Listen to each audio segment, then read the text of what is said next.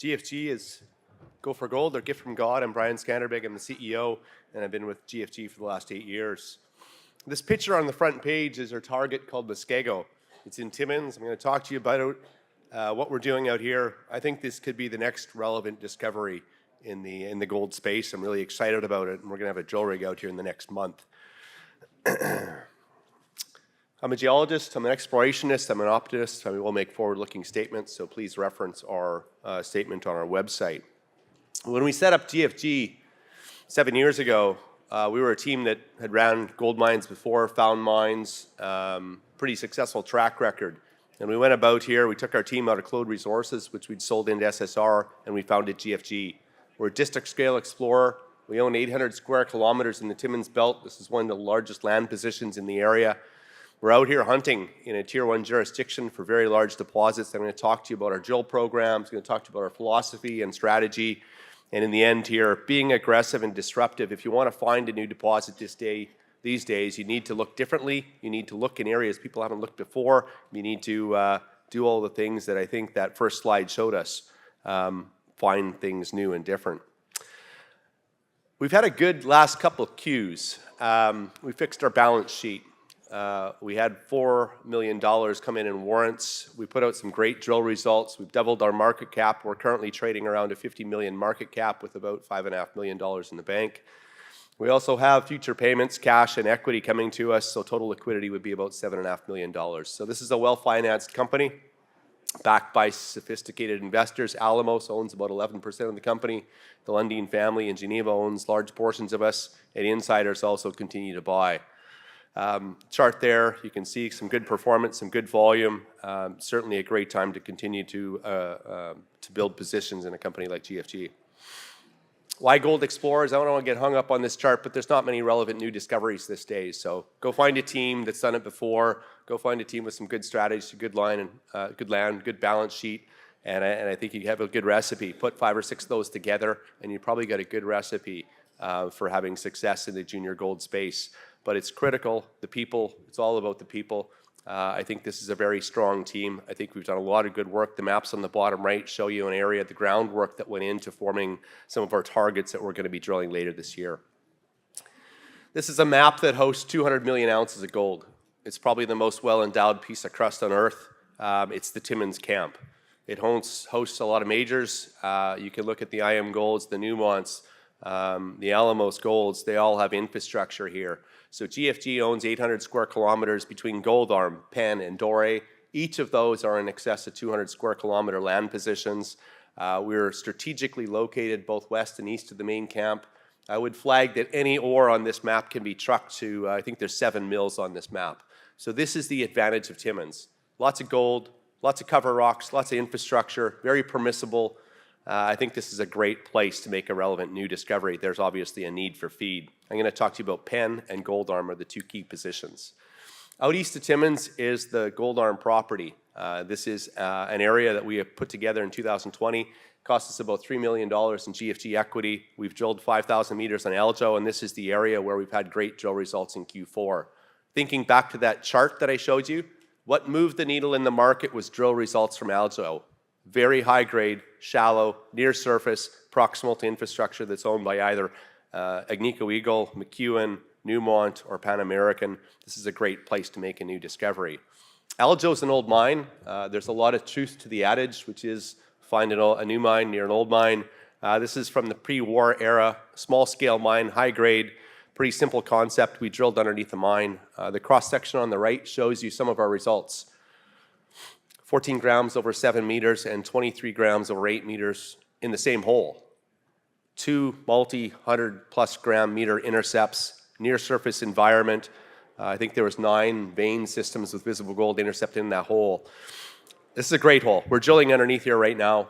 We have about a 3,000 meter drill program planned to follow up on this, and I think the probability of continue to have great exploration results come out of Aljo is very high. So this is our first priority. We have an active rig turning here at present. It's a 2,500 meter program and about 11 holes to be completed. Expect those results to come here in Q1. Aljo is a great deposit. We'll hopefully advance it towards resource in the coming year. It's in a great area, and we're putting very high grade drill results. That's what our focus is on east of Timmins. Good results, more to come, active program in an infrastructure area. West of Timmins, we own we own Doré and Penn. And I'm going to talk to you about Penn in particular. It sits between Borden and the main Timmins camp.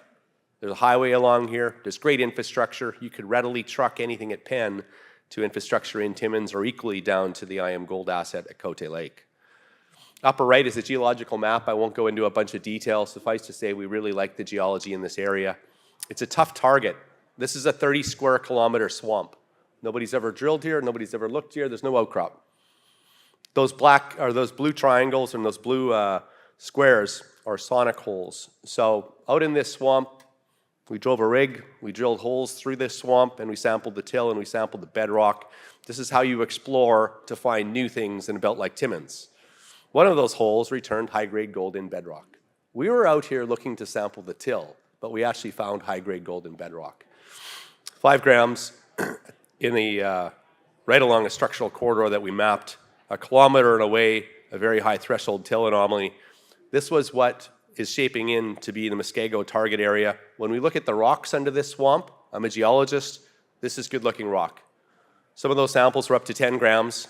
These are individual sort of fist-sized pieces. It's an iron formation, it's quartz veined, there's visible gold in it. It's a great-looking rock. The most important thing about this rock is the sulfide there. That brassy mineral is pyrrhotite. That pyrrhotite has a signature to it.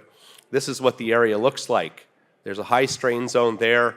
If I showed you this map today with the roads we pushed out here, we'd have a very extensive road network being pushed out in this area, both for geophysical, geochemical, and drilling surveys.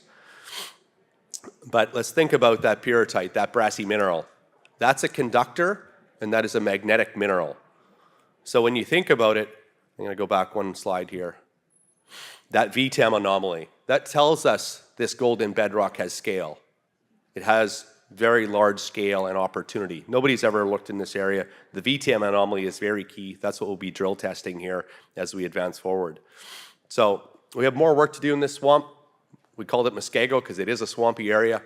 There's a bunch more sonic work ongoing. Those yellow dots are further sonic drill testing in the swamp. We have a very large geophysical survey being completed here in Q1. This is a really large area, 30 square kilometers, where we think we've put together 6 really unique target areas. This is a district scale opportunity, but in an area you could truck to Timmins. So we have high grade results in one of these targets. We have a drill program planned that will ramp up here in the next 2 weeks. We have geophysical programs that are likely to outline more targets. And I can tell you when we pitched this to many of the mid-tiers or majors, we had all of them offering to partner with us on this project. This is a really exciting greenfield opportunity. You pair it with the opportunity that we're showing you at Aljo, and it creates a really good story in a company like GFG. In summary, here's GFG. We're going to drill about 8,000 meters this year in Timmins.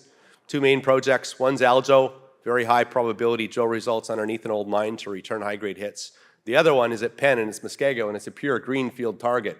We could go out there and find the next Cote, the next Great Bear. It's a really exciting target. It has scale, it has optionality, it's great infrastructure, and it looks like we should see some results come to us in later in the quarter. Doré is the 3rd property we have in Timmins, earlier in the pipeline, but I think you summarize this all, and you see a company that controls 800 square kilometers in Timmins. It's got great news flow, it's got a great balance sheet, it's got great people. We're backed by very sophisticated investors like Alamos and the Lundin family. We're a technical team that's found mines before, and I think we're on the cusp of finding our next one here in Timmins.